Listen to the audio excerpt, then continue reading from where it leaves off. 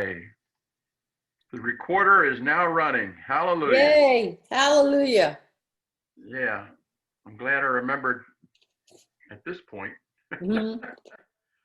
So, once again, here we are. The Seleucids weren't long in preparing to avenge their defeat. Lysis himself set out from Antioch at the head of a force, determined once and for all to put an end to the humiliating situation in which the Maccabees had inflicted one defeat after another on the mighty Seleucid armies. This time, Lysias made for Jerusalem in order to join up with the garrison that was held up at the citadel at the Acra fortress outside of Jerusalem's wall. Once based in this fortress, his plan was to fan out into Judea and mount punitive operations and finally crush the Jewish forces.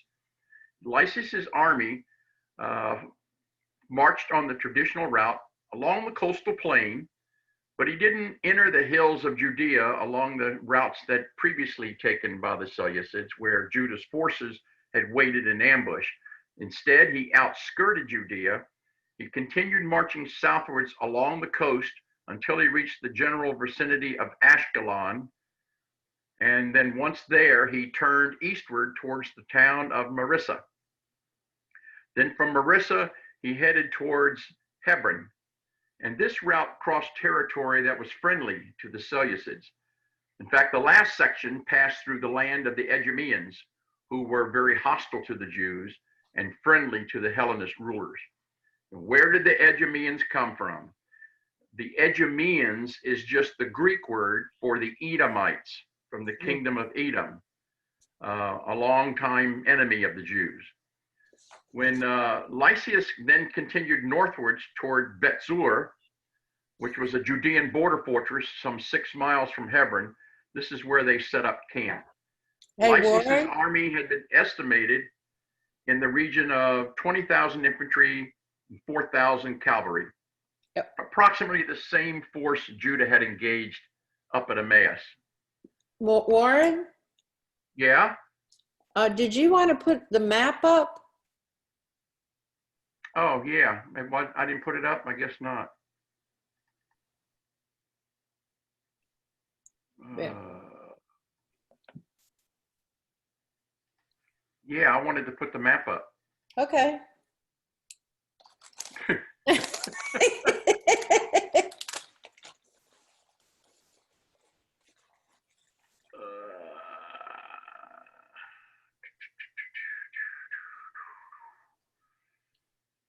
Okay. Yeah, it was that one.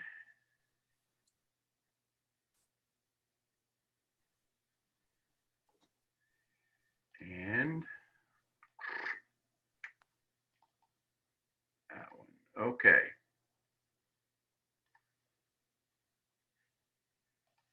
Share.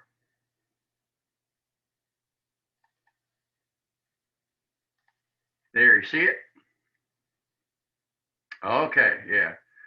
All right, so here's Ashkelon out here on the coast, and he then turned towards Marissa, located here. Then he headed towards Hebron, and then turned northwards to Bethzur, and this is where they set up the camp. Lysias's army was estimated in the region of 20,000 infantry and 4,000 cavalry, and which was the same force that Judah had met up here at Emmaus that we talked about last week. Facing Lysias at Bethzur was a Judean force less than half that size, only about 10,000 men. And Judah had followed the progress of Lysias's army very closely, keeping pace with it as it finally moved up from the south. He realized he couldn't rely on splitting the enemy camp as he had succeeded in doing when he met Generals Nicanor and Gorgias a couple of years earlier. Direct assault would not be smart given the size of the forces that were at hand. So he decided in typical early Israelite tactics, guerrilla tactics, to make full use of the terrain on the road leading northwards up here to Jerusalem. And he chose a sector in which he would meet the Seleucid phalanx, but not when they were in battle array, but when they were still marching in columns and therefore most vulnerable. He looked for a sector whose topographical nature would be exploited to offset the enemy's numerical superiority, and he chose an area immediately north of Bethsur. And this route northwards crossed high ground, and as you can see here, it was bisected at many points with wadis and valleys and ravines all along this route, which were ideal locations to provide cover for ambushing forces. Judah divided his forces into 4 groups. The first group was 3,000 men. The second and the third groups were 1,000 each, and then the fourth, the remaining 5,000. He estimated that Lysias would be in a position to concentrate no more than 10,000 men of all of his forces in any one sector. So this is why Judah held back the fourth group of 5,000 men as a reserve, ready to intervene and turn the tide of battle if they were needed. The Seleucid forces moved northwards in a column of march, and they entered this long defile. And as they were emerging from it, Judah's first force of 3,000 poured from the ravines where they were laying in ambush, and they launched a surprise attack directly against the left flank. The Seleucid lead unit was severely mauled by the sudden heavy assault, and the leading phalanx was thrown into confusion as Judah's first formation spread out and engaged the enemy follow-up units from both sides of the gully. Now the second and third groups of 1,000 each of Judah's forces began their advance, moving forward along a front approximately a half-mile wide. As units of the lead Seleucid phalanx were beaten back, panic spread among the following phalanxes, and when they discovered that they were trapped in a gully with Judah's forces along both sides of the slopes. Lysias's forces included a large number of untested recruits, and before long, his lead units were in full retreat. And the fleeing forces ran back towards their camp at Bethsur, because there were still about 8,000 troops located there. And for this encounter, Judah had set aside his reserve force of 5,000 men. But when he called on them, the base troops had already panicked and fled with the remainder. So the 5,000 that he held in reserve were never even needed for the attack. Judah decided against pursuing Lysias's forces. He held back because Lysias's forces were fleeing towards Hebron, because despite his success, he hesitated to be drawn into hostile country down in Idumea. Lysias, discouraged by the low fighting ability of his mercenaries and his new recruits, withdrew all the way back to Antioch on the North Mediterranean coast. His army had been soundly defeated with a loss of some 5,000 men. But his withdrawal, without any attempt to put up a fight, was due primarily to political reasons rather than military weakness. It was obvious to Lysias that he would need a stronger army to fight Judah. On the other hand, he was primarily preoccupied with pressing internal problems and a struggle for the crown of the Seleucid Empire in Antioch. The battle here at Bethsur had been the most serious defeat that the Seleucid army had suffered at the hands of the Maccabees. Judah estimated that he had gained a breathing spell and that the Seleucid Empire was more unstable politically now than it ever had been. So as a result, he assumed that he had won the struggle for the time being, and that some time would pass before the Seleucid forces would try to make a return to Judea. The Maccabees had achieved religious freedom for their people, and now Judah's thoughts turned to the second aim of his major goal, and that was to achieve political independence as a nation. His first step would be to go to Jerusalem and to rededicate the temple and affirm before the entire Jewish nation that they had finally attained freedom of religion. Once in Jerusalem, Judah decided to postpone an attack on the citadel that was opposite the Temple Mount, and that's where the Seleucid garrisons were still being held up. Upon arriving at the temple area, the Seleucids tried to engage Judah's forces from a distance, but they were easily contained while the Jews were able to peacefully enter the temple. They removed all the profanities, they built a new altar, they restored the interior of the temple, and they consecrated it. On the 25th day of Kislev, which is the 9th month of the Jewish calendar, in 164 BC, the temple was dedicated. The Talmud tells the story of a miracle that followed. A single cruse urn of pure oil found in the temple was enough to burn the candelabrum for 1 day. But once they lit it, it burned for 8 days instead of 1. So that was a miracle. And this event is commemorated annually in the Jewish festival of Hanukkah. Yay! So thanks to Judah the Maccabee, the Jews have Hanukkah as a holiday. So the emergence of Jewish nationalism in the province of Judea, where the Maccabees were in full military control, created a reaction in the entire region bordering around Judea. The pro-Hellenist forces that were unable to stand up to the Maccabees in battle turned their wrath on the Jewish communities that were scattered all throughout the region outside the Judean borders, across the Jordan River and up in Galilee. In an attempt to demonstrate Jewish vulnerability, they persecuted the local Jews. So let me bring up the next map here.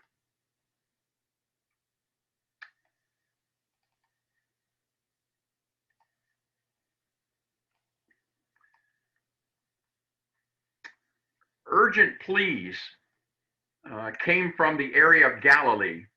And keep in mind now that Galilee was not part of Judea. It was part of, in fact, everything outside of the immediate area of Jerusalem basically was considered hostile territory. The Golan, Gilead, Jezreel, Galilee, the coastal plains, Samaria, none of that belonged to Judea. It was all hostile territory, but there were Jewish communities scattered all through this region that had been left over for years. And urgent pleas from the Jews that were located in Galilee came out. And in the first book of Maccabee, one of the quotes is, Ptolemais, Tyre, and Sidon had mounted their forces to make an end of us. Now here on the coast, this little town of Acco,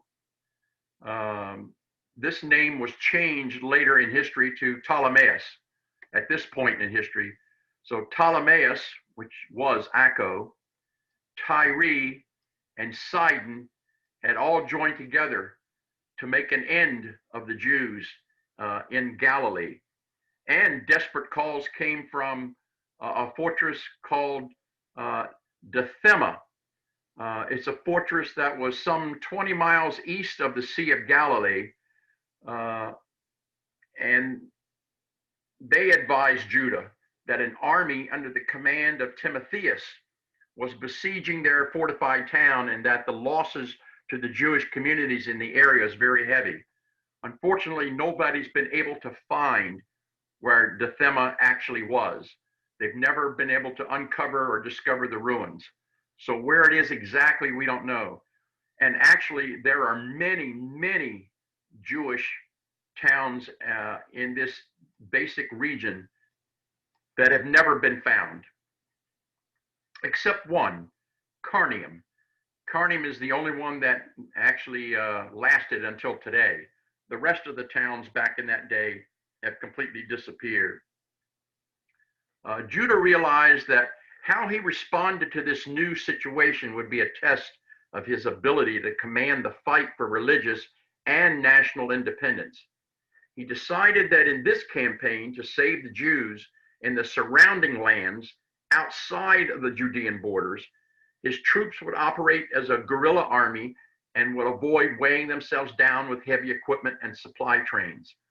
He also realized that his ability to maintain forces in Judea while at the same time operating with expeditionary forces outside its borders would have an effect on all of the powers around the region that were watching this struggle in and around Judea, especially the Roman Empire, which was now taking an increased interest in the developments of this region.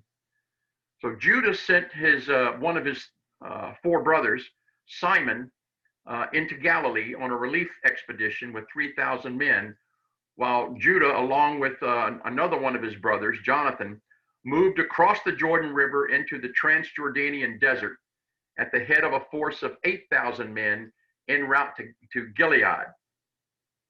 Simon's forces defeated the local forces in Galilee. He rescued all the Jews in the area and he brought them back triumphantly to Judea. Meanwhile, Judah made his way to Gilead, where the Jewish populations were being held prisoners in fortified towns scattered through the area, most of which can't be found on any maps today, except for, like I said, Carnium, located here. These towns in northern Gilead were concentrated primarily east and southeast of the present-day Golan Heights. Judah opened his campaign with an attack on one of these unknown towns called Bostra, and his army was successful. And then he began moving from one town to the next, until he came to Dathama. The Jews in the fortress were putting up a good resistance, but they were being besieged by Timotheus's forces. Judah approached the town from an unexpected direction at dawn and found the enemy already scaling the walls and the fortifications. It looked hopeless for the Jews when Judah launched his attack, taking the enemy by surprise from the rear. The enemy was beaten and the city was saved, and Timotheus's army fled. Timotheus then attempted a counterattack at another one of these unknown towns called Raphon, supposedly 20 miles northwest of the Dathama fortress. But Judah again defeated his forces there.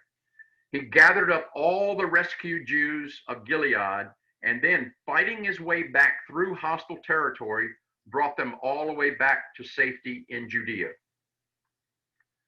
Following his campaign in Transjordan, Judah carried out a number of punitive expeditions against the hostile Idumeans, through whose territory Lysias had passed unabated en route to Bethsur, and against Joppa, the port on the Mediterranean, where Judah burned the harbor there with all the shipping in it in reprisal because the town had drowned everybody from the small Jewish community that lived there.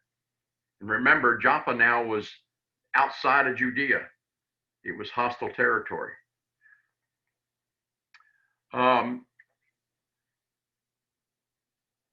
This established Judah as a leader of a military force to be reckoned with, not just in Judea, but throughout the entire region. Judah could now begin to guide his people towards the concept of national independence. Meanwhile, the Seleucid Empire was at its lowest point, and before his death, Fourth appointed Philip as regent over his empire until his son Antiochus V, Eupator, came of age, because he was only 9 years old at the time.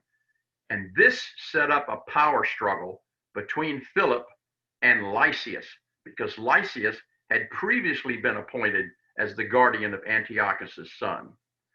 Now, the term regent is not very well known to us, but it is well known all through history. From this point on, even in merry old England, back when there were kings and queens all over England, if a monarch, someone became a monarch and they were not yet of age, which happened frequently because the old king dies and it passes to the oldest son, who is maybe only 12. The son was crowned king, but the old king would appoint an adult to really make all the major decisions on behalf of the kingdom until the king or the queen was old enough to make their own decisions. So it was a common practice to appoint a regent. So Antiochus appointed this guy Philip to be the regent, and Lysias obviously didn't like that. Judah decided to exploit this situation and figured now's a good time to attack the citadel at Acre and the Hellenist Jews that were in Jerusalem. And aided by the siege equipment that Judah had been able to capture over the years, he proceeded to attack the citadel.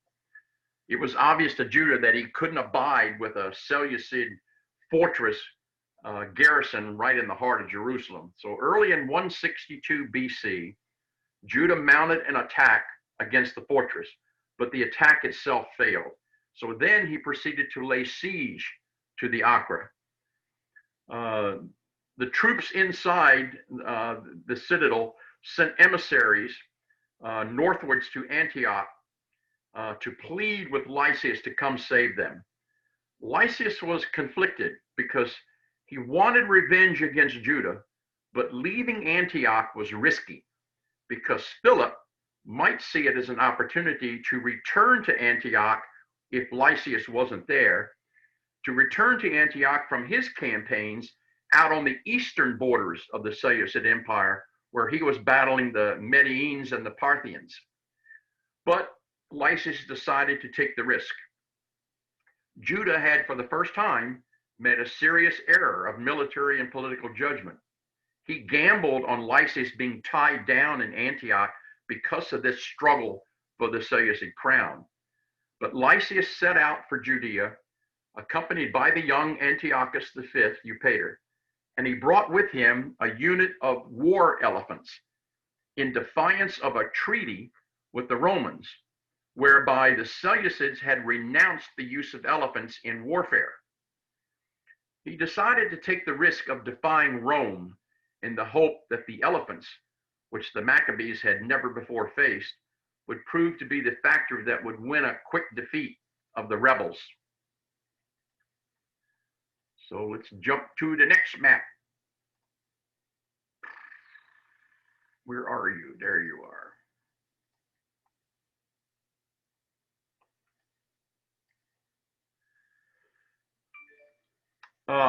At the head of some 30,000 troops and some 30 elephants and a force of cavalry and chariots, Lysias took the same route that he had taken a few years earlier, and he approached Jerusalem from the south.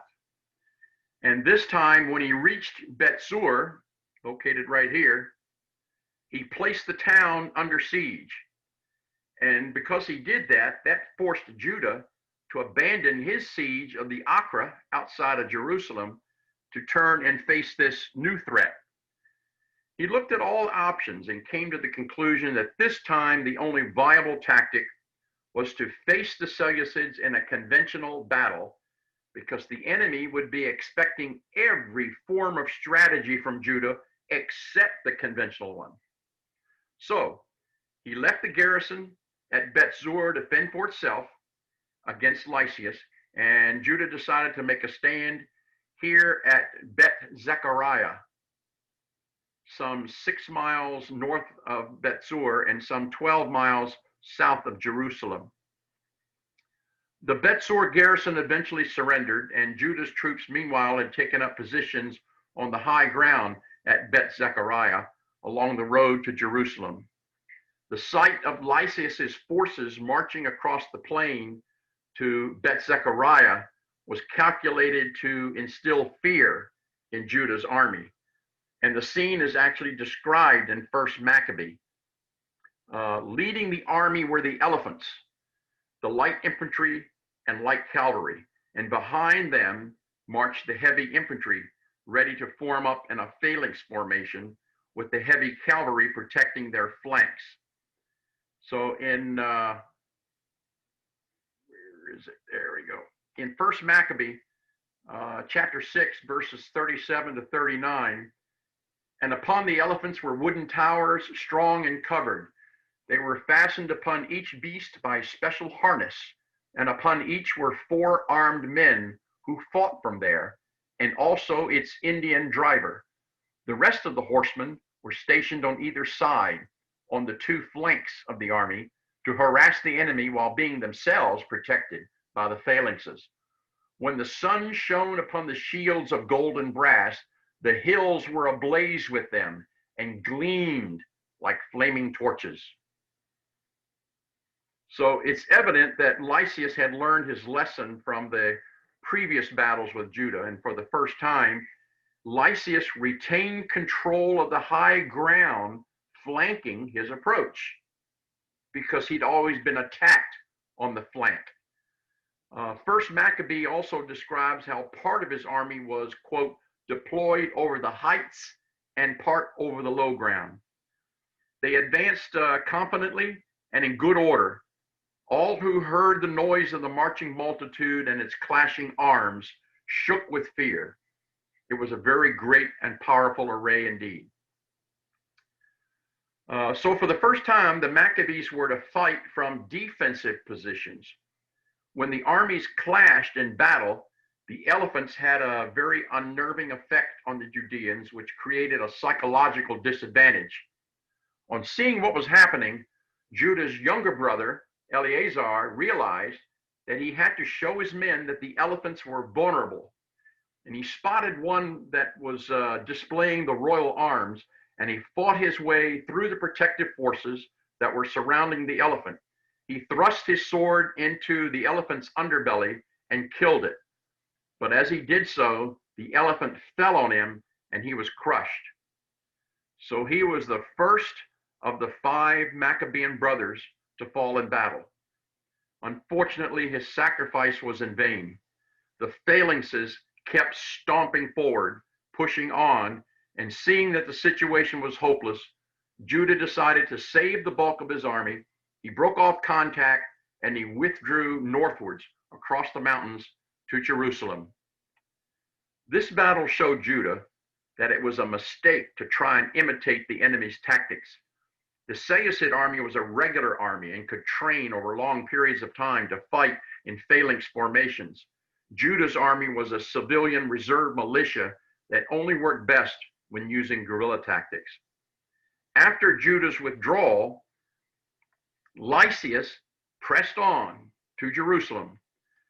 Now, he didn't stop. Judah didn't stop at Jerusalem. He halted basically just long enough to fortify the Temple Mount, leave some troops there to protect it, and then he withdrew north to the area of Gophna, remember, which was the hideout for the first year after the Maccabean revolt up in this Sumerian hill country.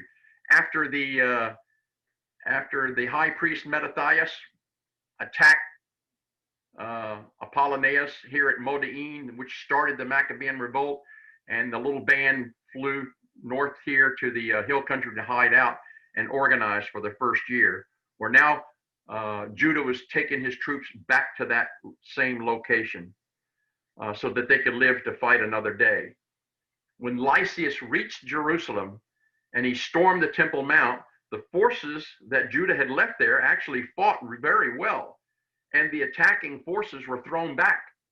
So that forced Lysias then to have to resort to laying siege to the city. The Maccabees were now preparing for a prolonged resistance.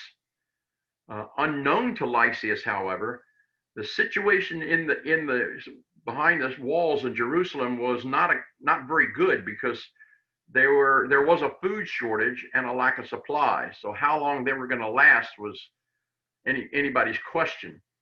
But they were saved literally at the last moment when news reached Lysias that Philip had moved back towards Antioch with the idea of taking over the Seleucid government. So Lysias was faced with a dilemma. Victory in Jerusalem was imminent, but now he would have to withdraw. He decided to make the best of the situation, and he offered a peace agreement, granting the Jews liberty and freedom of worship. And his proposal is recorded in First Maccabee as well, chapter 6, verses 58 to 59. Now then, let us come to terms with these men and make peace with them and with all their nation, and agree to let them live by their laws as they did before. For was it on account of their laws which we abolished that they became angry and did all these things? Good point. So when Judah accepted the proposal, Lysias then hurried back to Antioch. He engaged Philip, he defeated him, and resumed power as the ruler of the Seleucid Empire. At this point, many of the Jews throughout Judea felt that they had now achieved their objective. They felt that the time had come to return to their homes and their old way of living, and they proposed dissolving the armed forces. But Judah felt that only by attaining political freedom and independence as a nation would the Jews of Judea achieve true freedom of worship. Therefore, the army had to be maintained intact with its primary aim of total national independence. In the meantime, a bitter struggle for the Seleucid crown developed in 162 BC. Ultimately, a guy by the name of Demetrius, who was a cousin to the 9-year-old Antiochus V, returned from Rome where he had been held hostage. He gained support of the local population in Antioch, and he seized power. He put Lysias and the young Antiochus V to death. Demetrius then appointed a new high priest, Eliakim, in Jerusalem, who, contrary to expectations, executed many Hasidic or Orthodox Jews. And at the same time, the Seleucid general Bacchides, who Demetrius sent to Judea to support the new high priest's authority, killed many Jews in the area of Golgotha, suspected of Maccabean sympathies. This return to oppression forces Judah to renew military action. Together with his 3 remaining brothers and his battle-tested commanders, he reactivated the Jewish militia, and he began to harass the high priest Eliakim and his Hellenist supporters. The Hellenists then appealed to Antioch, "Please send us help." So Demetrius immediately sent a force led by General Nicanor, the general who had been defeated already by Judah at Emmaus 3 years earlier, to deal with the Maccabees again. So let's share.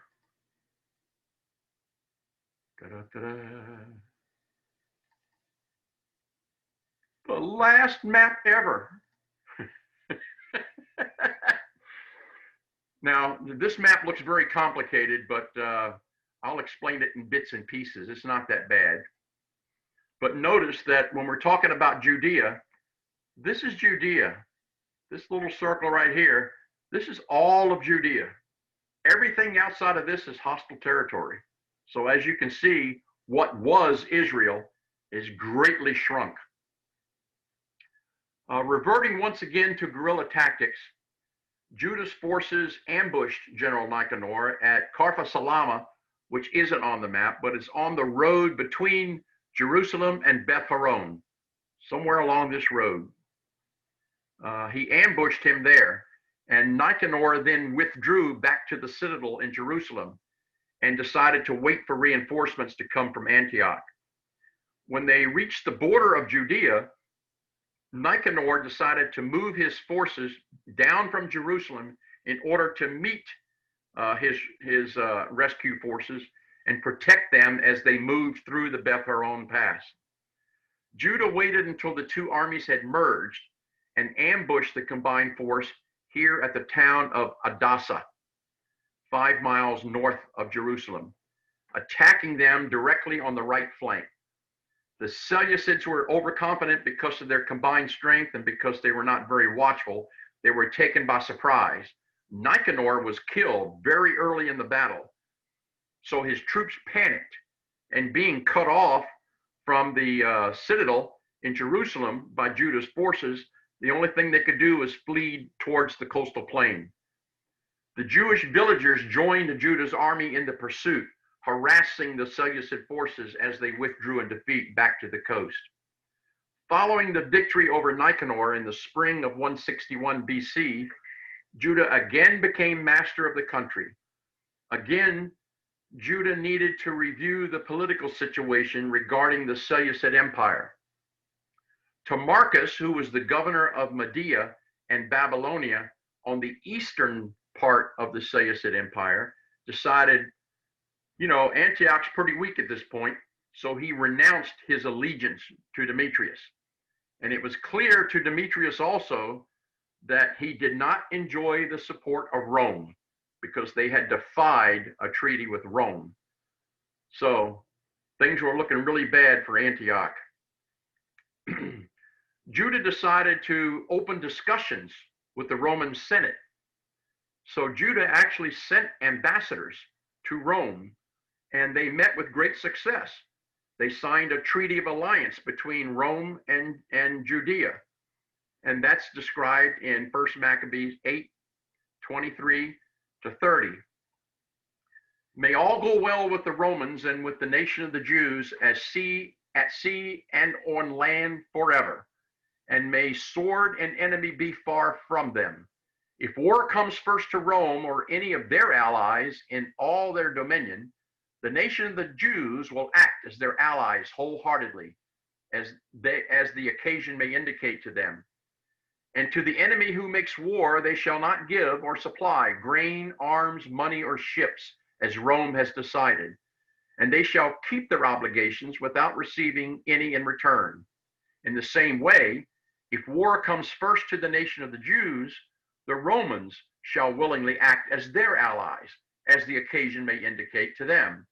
And to the enemy allies shall be given no grain, arms, money, or ships, as Rome has decided. And they shall keep these obligations and do so without deceit. Thus, on these terms, the Romans make a treaty with the Jewish people. If after these terms are in effect, both parties shall determine to add or delete anything, they shall do so at their discretion, and any addition or deletion that they may make shall be valid. So, who knew that there were lawyers in Judea and Rome? That thing reads like a legal contract. But now, for the first time since the Jews were exiled into Babylonia, Judea was now regarded as an independent power, and by none other than the major power of the world at that time, Rome. So now the Jews and the Romans are all buddy-buddy. Ironically, however, the Roman alliance, which was perhaps Judah's greatest political success, proved to be the immediate cause of his downfall. The Seleucids thought that, we could tolerate an occasional guerrilla outbreak here and there until the time was right where we could really take control of the situation. But when Judea allied itself with Rome, then the court at Antioch could not help but perceive great danger in the situation. Not only that, an independent Judea could develop an alliance with Egypt as well, and a combined Judean-Egyptian alliance would bring that major power right to the doorsteps of Antioch. With this imminent danger facing him, Demetrius did not hesitate to act. He was receiving reports from Judea showing that Jewish resistance had weakened because it was no longer motivated by the drive for religious freedom, because it had already been granted to them by Demetrius's predecessor, Lysias, which removed the greatest source of discontent of the people. So he could now just focus on the rebellious Maccabean forces. In the spring of 160 BC, Demetrius sent General Bacchides at the head of a force of some 20,000 infantry and 4,000 cavalry through eastern Galilee, taking the direct route to Jerusalem. As Demetrius had calculated, Judah was unable to muster more than 3,000 men. Bacchides based himself some 8 miles north of Jerusalem.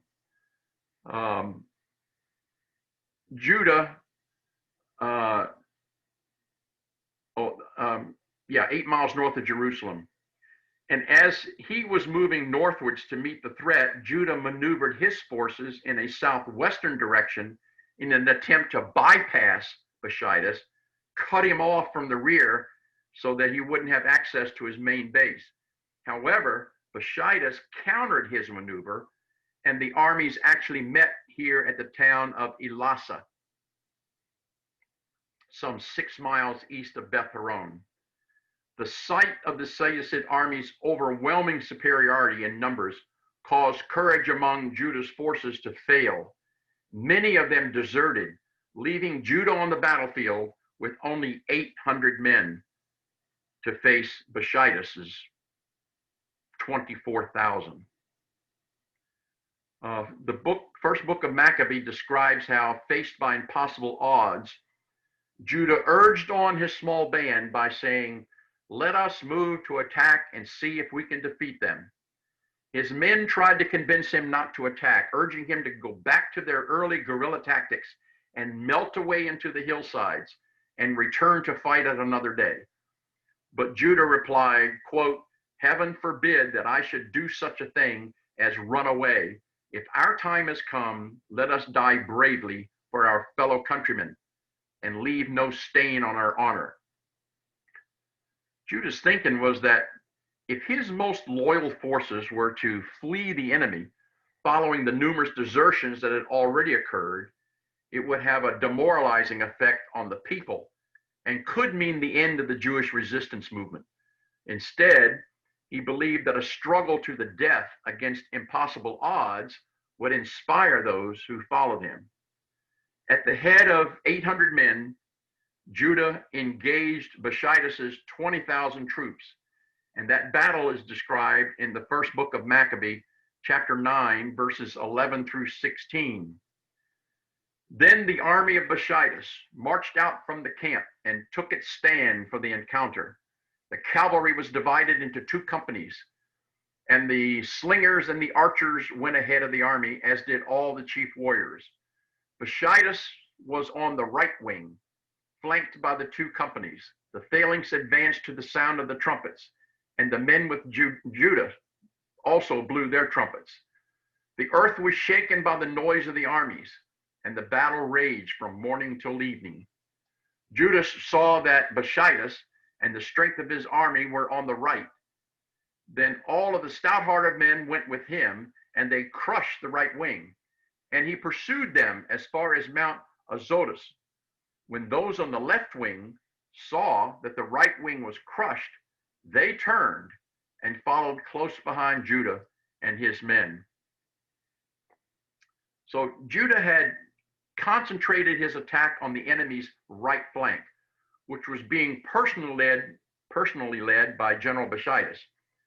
His attack was successful, but he didn't achieve the main goal, namely of killing the Seleucid general. Then the right flank under Boshaidus broke and fled, and Judah and his men followed them in hot pursuit. But the Jewish forces that were assigned to hold the left flank were overwhelmed, and the Seleucid left flank wheeled around, and then they started chasing Judah's forces, who was chasing Boshaidus's forces. Then all of a sudden, General Boshaidus turned 180 degrees to give battle, and Judah was now sandwiched in between the forces facing him on the front, General Boshaidus, and the enemy's left flank that was chasing them from the rear. So a bitter fight began with many casualties on both sides. Judah the Maccabee was among those that were killed. And in the first book of Maccabee, it says, quote, "All Israel made great lamentations for him and mourned many days and said, 'How is the mighty one fallen, the Savior of Israel?'" By his sacrifice and example, Judah had inspired the people to continue the fight. The leadership passed on to his brothers, first Jonathan and then later Simon, who actually, after a very long struggle, achieved Judah's dream of independence. And this is known to historians as the Hasmonean conquests. And that's what this map depicts. And I'll explain all of these pieces. And we're not going to read all the chapter and verse that describes all of this. All of the information about the Hasmonean conquest come from either the first book of Maccabee or from Flavius and Josephus' Antiquities of the Jews, which was written about 170 years after these events occurred. So fairly close to the actual events. And this 20-volume work is the best historical reference about the rise and fall of the Jewish people, written in the 1st century AD. Remember, most of the books of the Bible, Genesis, Numbers, Deuteronomy, Kings, Chronicles, they were all written by authors thousands of years after the events. But here we have, in the 1st century AD, Josephus Flavius, who did a 20-volume work on the ancient Jews. So he writes about this period only less than 2 decades, or less than 2 centuries from when they actually occurred. So they're fairly accurate. And the way it goes is that from 160 BC to 142 BC, in 1st Maccabees chapters 9 and 12, we learn that Judah's brother Jonathan first became the leader. At first, he lived as a fugitive in the deserts here around Tekoa. But in 156 BC, he got tired of the outlaw life and decided to make peace with the Greeks. And because he did so, the Greeks awarded him the town of Makmas in return. Jonathan was soon able to use the instability of the Seleucid kingdom to his advantage, because rival claimants to the Greek throne tried to outbid one another for Jonathan's support. And so Jonathan then went from being the chieftain of Makmas to the high priest and ruler of all the Jews in Judea. Competing Greek kings added to Jonathan's territory in southern Samaria, here and here, and in Perea, here. So now the Judea kingdom included all of what was Judea, plus these territories here were added to the nation of Judea. From 142 BC to 135 BC, in 1st Maccabees, chapters 13 through 16, we learn that Simon, who was the last of the 5 brothers, when he came to power, the Seleucid Empire continued in decline as one king fought another. Simon was confirmed as the high priest of the Jews, first by a Greek king and then by the Jewish people themselves. Dates of documents were assigned according to the first year of his reign in 142.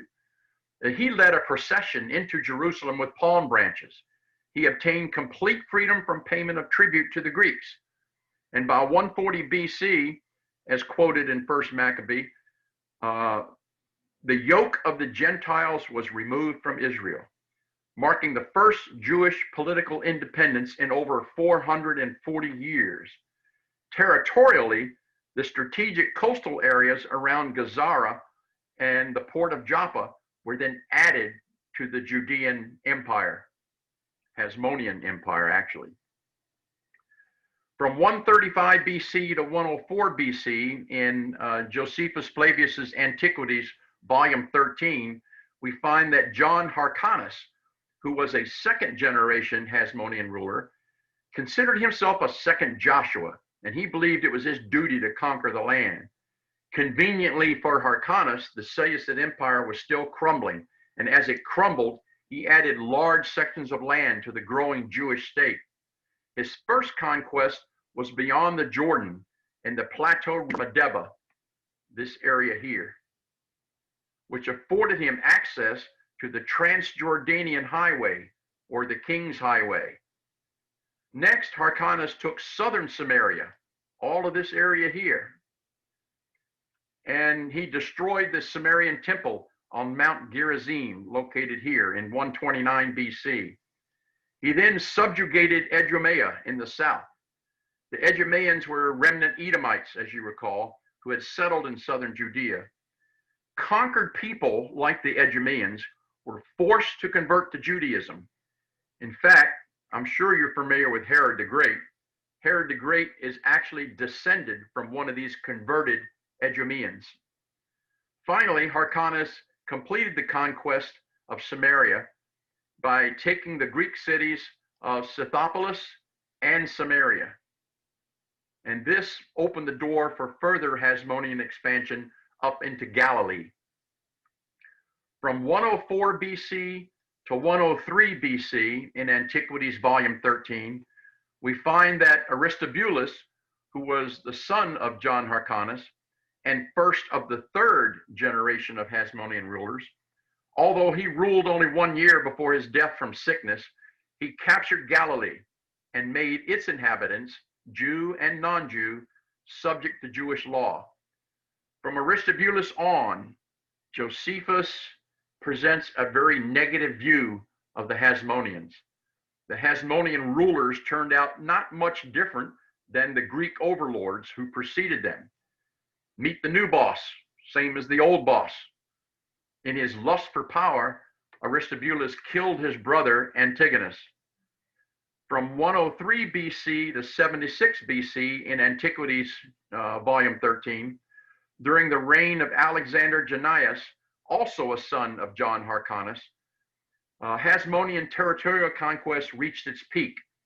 These include the northern coastal plain from Stratos Tower right up to Mount Carmel. In the south, from Gaza all the way down to the border of Egypt. Northwestern Transjordan to include Gilead and Golan, and the southeastern side of the Dead Sea down here all the way to the borders of Nabatea. But Alexander Jannaeus' territorial successes were overshadowed by internal turmoil that grew into civil war. The right of the Hasmoneans to rule was challenged. So at this point in history, practically everything you see on this map that's in color, all of this territory here, is now considered Judea. And it was under the rule of the last Hasmonean ruler, Alexander Jannaeus. But civil war was breaking out all through this area. Jews fighting Jews. Although the Hasmoneans came from a priestly family, for many Jews, their claim to be both high priest and king went too far. Rival political religious groups that have their origin during this period, groups like the Pharisees and the Sadducees and the Essenes, either supported or fought against the sons of Alexander Jannaeus. The Romans took advantage of the Hasmonean infighting, and in 63 BC, Roman general Pompey arrived as far as the Holy of Holies, right in the Temple of Jerusalem. And now the Romans were here to stay. They were no longer buddy-buddy with the Jews. They would ultimately depose the Hasmoneans in favor of an Edomian king by the name of Herod the Great. Hasmonean rule was never totally supported by the Jews. The first and second generation Hasmonean rulers overcame dissenters, but powerful opposition started to develop during the third and fourth generations. Decades, literally decades of civil war brought many Jews in Judea to the point of preferring rule of a foreign government that would allow them to practice their religion. Rome gladly obliged. Ta-da.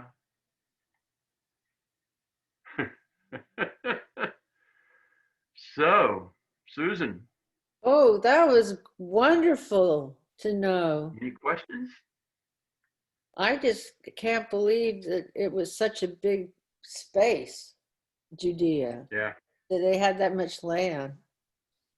But not for long. And it all flittered away. And the Romans came in. Of course, you know, it wasn't very long after Pompey arrived when Jesus was born. Yeah. So when you read things like, Jesus was born, he was from Nazareth. And where is Nazareth? Nazareth was in Judea. Well, it was only in Judea because of Aristobulus had conquered that area in that one Oh. year that he lived. Aristobulus, he conquered the Galilee region, which added Nazareth to Judea. Uh-huh. So that's why it was part of Judea. And then King Herod actually went to Rome, spent a lot of time in Rome, Uh-huh. and he was sent from Rome on a military mission to take control as Oh. he was designated by the Romans. He was designated King of the Jews. So But the Romans were was very he, happy to appoint King Herod as the overall king of the Jews. was he a Jew? He was, but only because he's descended from the Edomians, which were Edomites. Uh-huh. But when John Hyrcanus conquered Idumea, all of the Idumeans were required to convert to Judaism. Oh. So King Herod's descendants are converted Jews. They were Edomites converted to Judaism. Uh-huh. That's where King Herod is descended from. So yeah, he was a Jew, not a very good one. No, I don't think so.